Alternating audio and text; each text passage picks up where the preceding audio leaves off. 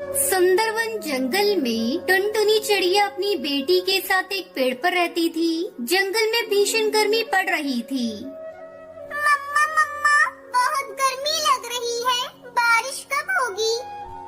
अभी बारिश का मौसम आने में समय है बिटिया। तू मेरे पास आ, मैं तुझे पंखे से हवा कर देती हूँ, तुझे राहत मिलेगी।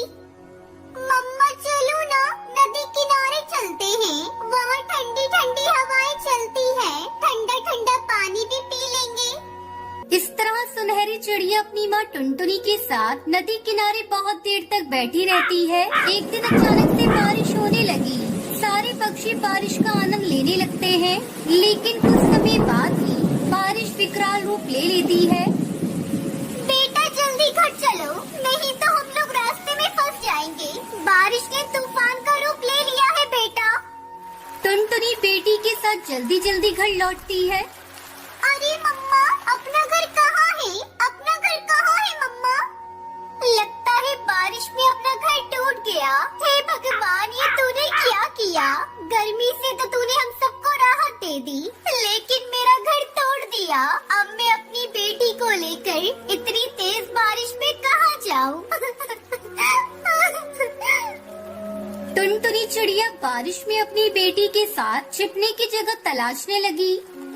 मम्मा वो देखो, कालू अंकल का लकड़ी का घर। चलो उनसे मदद मांगते हैं। चलो ना, हम कालू अंकल के घर चलते हैं। कालू अंकल, ओ कालू अंकल, जरा दरवाजा खोलो। मैं और मेरी माँ पानी में भीग रहे हैं। हमारा घर टूट गया है अंकल। यहाँ कोई मैंने धर्मशाला नहीं खोली है जो तुम लोगों को अपने घर में आने दूं। जाओ यहाँ से, कहीं और जाकर रहने की जगह तलाश करो। बहुत देर तक दोनों बारिश में रहने का ठिकाना ढूंढती रहती है। थोड़ी देर बाद उन्हें कुटिया दिखाई देती है। लगता है वो कोई साधु महात्मा की कुटिया है। चलो हम लोग वहाँ चलते हैं। दोनों माँ बेटी महात्मा की कुटिया पर जाते हैं। महात्मा जी, हमारा घर मिट्टी का था जो बारिश की वजह से टूट गया। हम बेघर हो गए महात्मा जी, किसी ने हमारी मदद नहीं की। कोई बात नहीं चिड़िया रानी, तुम बारिश रुकने तक यहाँ रह सकती हो। महात्मा जी, आपकी कुटिया भी तो मिट्टी की है, फिर ये क्यों नहीं बारिश में टूटी?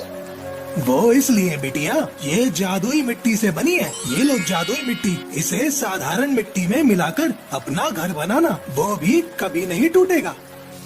शाम होते होते बारिश रुक जाती है और टुनटुनी महात्मा जी की दी हुई जादुई मिट्टी से अपना घर बनाती है। पूरी रात लीपा पोती करके टुनटुनी अपना मिट्टी का घर तैयार कर लेती है। फिर दोनों माँ बेटी जब अपने मिट्टी के घर में प्रवेश करते हैं तो वो अंदर से बहुत ठंडा था। मम्मा, ये घर तो बहुत ठंडा है, इसमें तो गर्मी भी नहीं लगेगी। वाह मम्मा, महात्मा जी की जादुई मिट्टी ने कमाल कर दिया है। ऐसा घर पूरे जंगल में किसी और का नहीं होगा। फिर दोनों माँ बेटी खुशी खुशी उस मिट्टी के घर में रहने लगती है। बहुत समय पहले हरी वन में टुनटुनी चिड़िया अपनी मम्मी पापा के साथ रहती थी। टुनटुनी का पिता खेती करके अपने परिवार का पेट पालता था। उसी जंगल में एक लालची मुखिया भी रहा करता था। वो पक्षियों की उपजाऊ जमीन को धोखे से हड़प लिया करता था। एक दिन मुखिया बुल्लाबाज कालू कौवे के खेत पर पहुंचता है और उससे कहता है, अरे तुमने मेरे कर्ज को अभी तक नहीं चुकाया। ये खेत मेरे नाम लिख दे, इसके बदले में मैं तेरा सारा कर्ज माफ कर दूंगा। कैसा कर्ज मुखिया जी? मैंने तो आपसे आज तक कोई भी कर्ज लिया ही नहीं। तो क्या ये कागज झूठ बोल रहे हैं? ये देख, इस कागज पर तेरे अंगूठे के निशान हैं। तूने मुझसे पूरे 1 लाख रुपए कर्ज लिया है। मालिक, ये सब झूठ है। आप मुझ पर ऐसा जुल्म मत कीजिए। अगर आपने मेरे खेत को अपने नाम लिखवा लिया तो मेरा परिवार भूखा मर जाएगा। देख कालू, अभी तक तो मैं तुझे प्यार से समझा रहा हूँ। अगर तू फिर भी नहीं माना तो मेरे आदमी तुझे इस खेत में मारकर गाड़ जाएंगे। अब चल भाग यहाँ से, आज से ये खेत मेरा हुआ। मालिक, ऐसा पाप मत करो। मेरे छोटे छोटे बच्चे हैं, उनका तो ख्याल करो मालिक। वो दुष्ट मुखिया कालू की एक नहीं सुनता और उसे वहाँ से भगा देता है। दुखी मन से कालू अपने घर पहुँचता है। अरे क्या बात है पापा, आज आप बहुत थकी थकी दिखाई दे रहे हैं। आपकी तबीयत तो ठीक है ना? अब अपनी बेटी की बात सुनते ही कालू फूट फूट कर रोने लगता है। बेटा, हम लोग बर्बाद हो गए। मेरे खेत को मुखिया ने अपने नाम करा लिया। उसने मुझ पर झूठा इल्जाम लगाया कि मैंने उससे कर्ज लिया है। तुम्हारी कसम खाकर कहता हूँ, मैंने मुखिया जी से कोई कर्ज आज तक लिया ही नहीं। आजी, क्या कह रहे हैं आप? एक बड़ी सहारा था हमारी भूख मिटाने का। अब हम कैसे अपनी बेटी को पालेंगे? अपने खेत जाने के गम में कालू बीमार पड़ जाता है।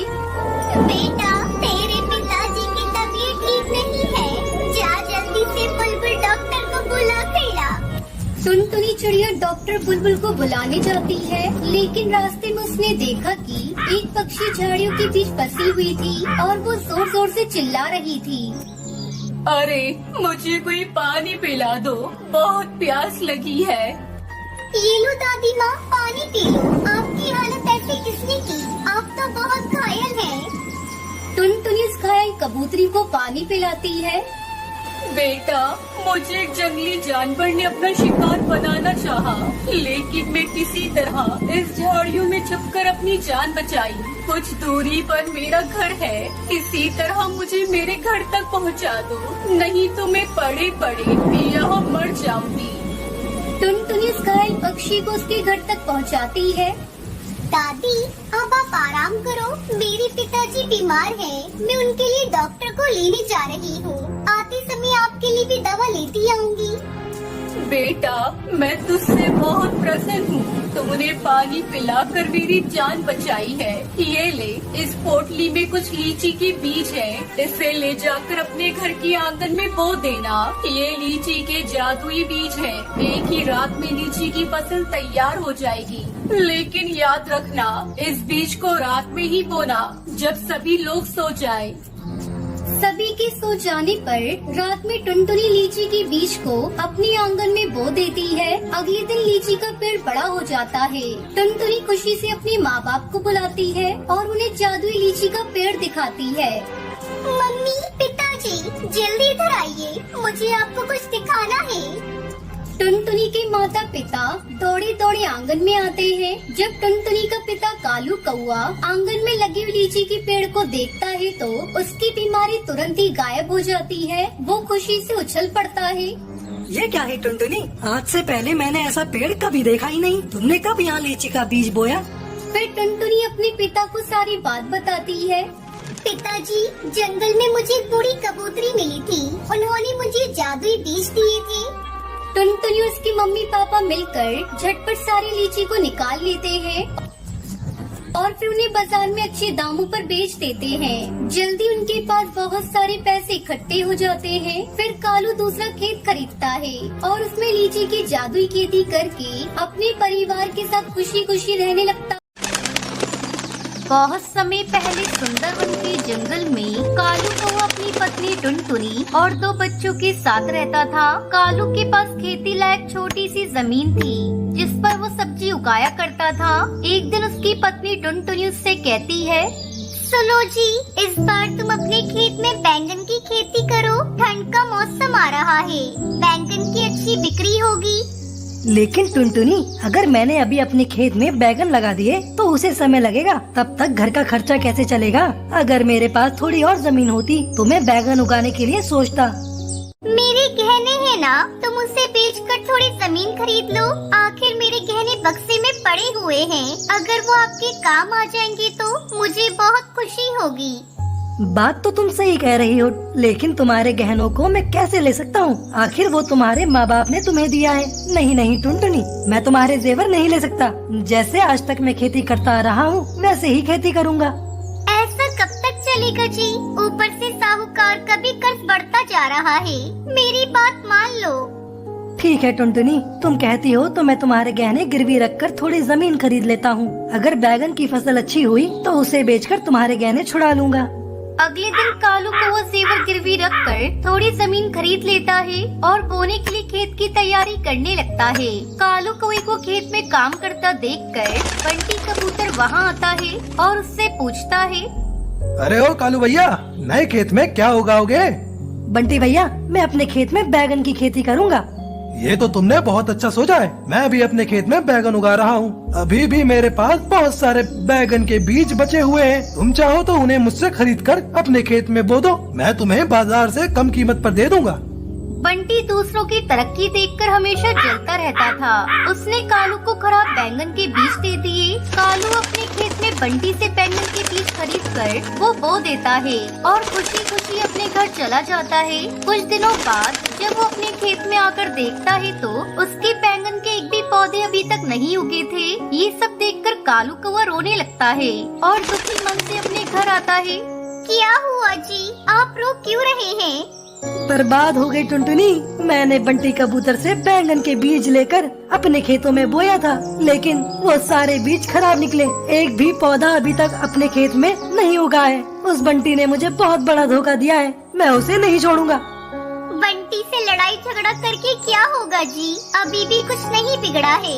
ये लो, मेरे पास थोड़े से बैंगन के बीज हैं। मैंने पिछले साल पके हुए बैंगन से निकाल कर इकट्ठा किए थे। तुम इसे अपने खेत में जाकर बो दो। कालू कौवा फिर से अपने खेत में बैंगन के बीज बोता है। 2 दिन बाद ही उसके खेत में बैंगन के पौधे उगाते हैं। पौधों को देखकर दोनों पति पत्नी खुश हो जाते हैं। भगवान की कृपा से बैगन के पौधे उगाए हैं। अब हमें इनकी अच्छी देखभाल करनी होगी। दोनों पति पत्नी अपने बैंगन के खेत की अच्छी देखभाल करने लगते हैं। एक दिन कालू कौवे की बेटी टूनी चिड़िया उससे कहती है, पापा, आप मेरे लिए बाजार से खिलौने लेते आना। बेटा, मैं तुम दोनों भाई बहन के लिए सुंदर सुंदर खिलौने बाजार से लेता आऊँगा। कालू कौवा बैंगन को बेचकर बहुत सारे पैसे कमाता है और खुशी खुशी अपने परिवार के साथ रहने लगता है।